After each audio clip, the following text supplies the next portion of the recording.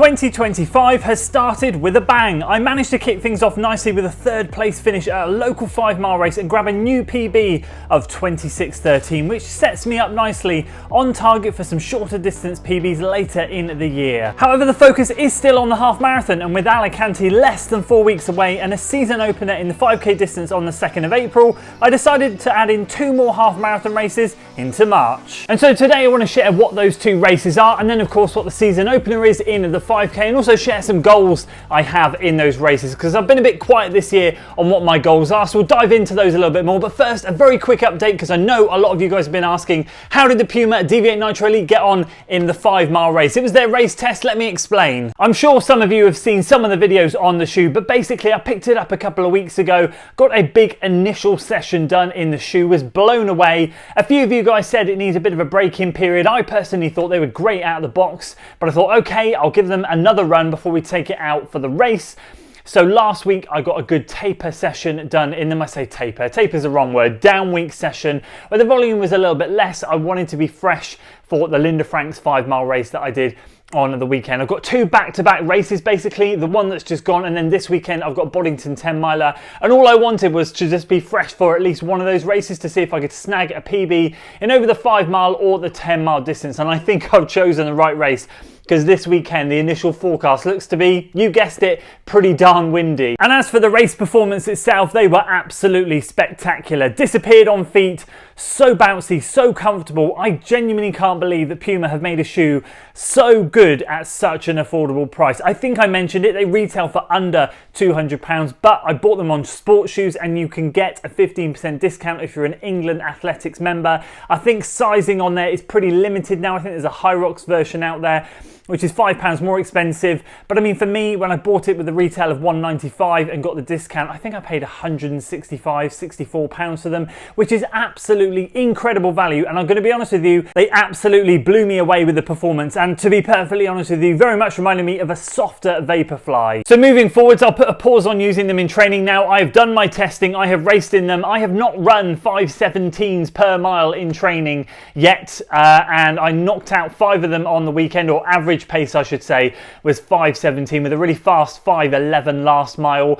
Absolutely incredible, and honestly those shoes are incredible. Now when I say to you guys in my training series I love running in non-carbon plated shoes to save the magic for race day, that's exactly what I mean. No way did I think I was going to run that pace. I was hoping that I could see how close I was to that 32:59 10k effort.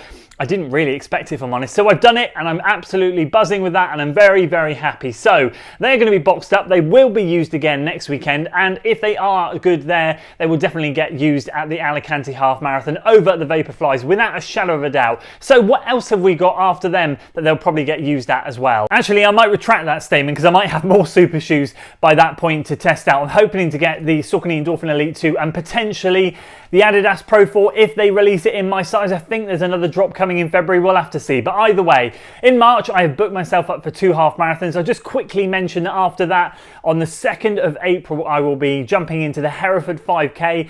This was my first 5k, I think, last year, where I went and ran 16:08, I think. So I believe it was my second fastest 5k of the year last year. So I'm excited to go and open things up there. This is exactly why I've decided to not marathon train, so I can start running and racing 5ks a lot earlier in the year, so I can have a longer summer and really work on that shorter distance stuff. So I'm really excited to do that. Of course, later in April, what I'm hoping to do when the date's released, I'm not sure it has been yet, but as and when it does, if there's another Bristol Track Club event, which is usually early-ish in April, I will 100% do my best to get down to that one as well. Potentially the Road for Victory 5k, I think it's called that, in Cardiff at the end of April, or I think next year, this year it might be in the beginning of May. I'd love to jump into that one. Of course, the Rosin Race Series, that's a 4-mile race series, starts in May. I'd love to jump into those, and there'll be plenty more. I just want to basically race as much as I can throughout the summer. But in that gap in between February, Alicante, already, and April and beyond with the 5 and 10Ks. March, what have we got and what are the goals? I'll be quite open with my goals now, I think, because I didn't do a goals video earlier this year. I just kind of left it off the table. I want to really have no pressure and just go into this year having fun, working hard, and let the PBs come if they come. And we've already started the year off strong. I am hungrier than ever. I want to work harder than ever, but I feel like setting these time goals tends to be a little bit of a weight on my shoulders that I'm just particularly maybe not very good at carrying along. But I am going to set myself a couple of goals for these half marathons, one of them being a time goal, if I'm completely honest, and I'm happy to do that. I feel confident, I'm building confidence, and I want to shoot for a particular time. So after Alicante, the week after that, I've got the Bourton 10K. So providing that I get back from Spain ill-free, which most people seem to get ill after they've travelled, and I'm sure I will be exactly the same.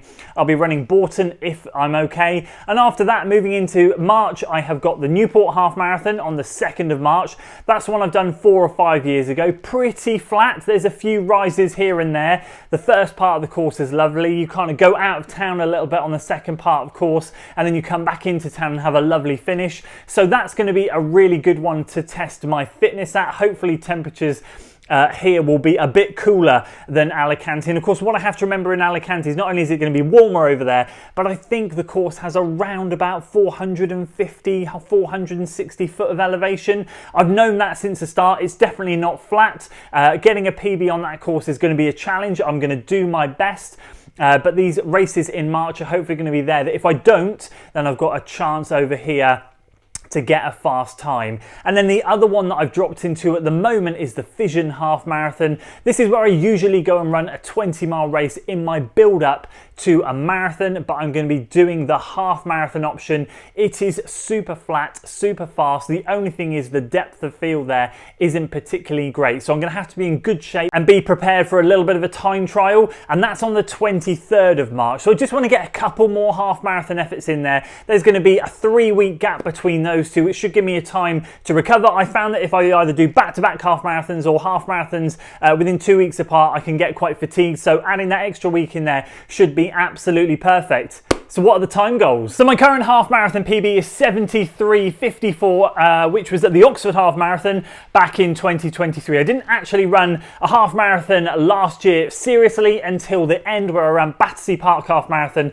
and just snuck in under 75 minutes, so 74:50 something. And that was for me at the start of this block, coming off the back of Abingdon Marathon training, having a very low-key 5 weeks, drawing a line in the sand, see where I'm at the start of the block, and then of course where we're going to end up at the end. So my goals are, I've set myself 3 kind of targets. Number 1 is to run a 73, or first of all, is to run a PB. So that means anything sub 73:54. So even if that's 73:53, that's absolutely fine. The second goal, really a bit of a step up. I'd love to run 73 low, and the big goal really is to get into the 72s. I think I'm capable of it. I feel like this weekend's race performance has kind of shown me that I've got it in the tank, but of course the next few weeks are really going to dictate what's going to happen there. Obviously the longer workouts are going to come into play. That's all going to be documented in the training series. If you're following along on Sunday, I appreciate you. Thanks for following with the highs and the lows, but we're getting there. We are making some really good progress, and I'm excited to attack these half marathons. As for the ones where I think it could be done, I think Newport, I've got my strongest chance. Fission is flatter, but there's going to be less competition there. I think Newport, there are going to be some good groups of runners around there for me to like just tuck in or to work with, to take the lead, to sit back, to do whatever. There's usually some fast times that are run there. Depth of field at the front isn't the biggest, but there's still going to be some runners in and around my time goal. So I feel like even though there's a few lumps in that course, I feel like that's going to be one that I'm going to hopefully feel good for. And I guess banking on the fact that, let's say I do get ill after Alicante because of being in an aeroplane and whatever, picking up illnesses, which a lot of people do on their travels. Hopefully by that point, 2 weeks after Alicante, I will feel okay again. So that's why, again, I've just waited a little bit longer there. And then fingers crossed, if that doesn't go well, or if that does go well, I've got a completely free hit at Fission to just go out there and have some fun. And of course, the final question, will the Pumas make their debut at Alicante? Well, as I mentioned, I'm pretty sure the Pumas will be my Alicante half marathon shoe. They were so good this weekend. As I said, I will give them another race next weekend and I will make that decision after that, but I do feel like they are going to be fine for the half marathon. I still need to do a long run test, and I did mention that I might use the half marathon as a long run test, but ultimately I feel like they're going to be great. I can't believe how well they worked. As for the ones in March, we'll see what super shoes I can pick up. Whether I can get my hands on a pair of Pro 4s or whether I can get my hands on a pair of Saucony Endorphin Elite version 2s.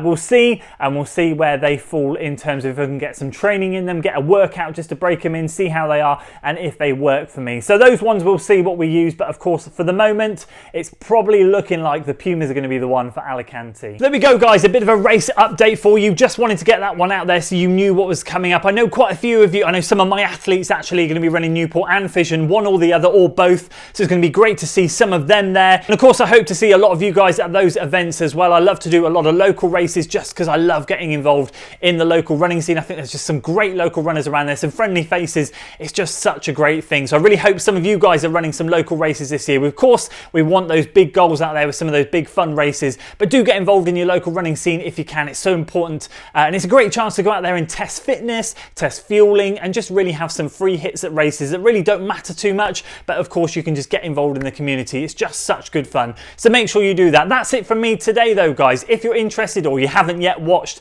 the recent race video, do check that one out up here. Absolutely buzzing with that one. And as I said, if you're interested in seeing the last week of training, I'll leave that one down there for you to go and have a look at, and I'll see you guys over on one of those.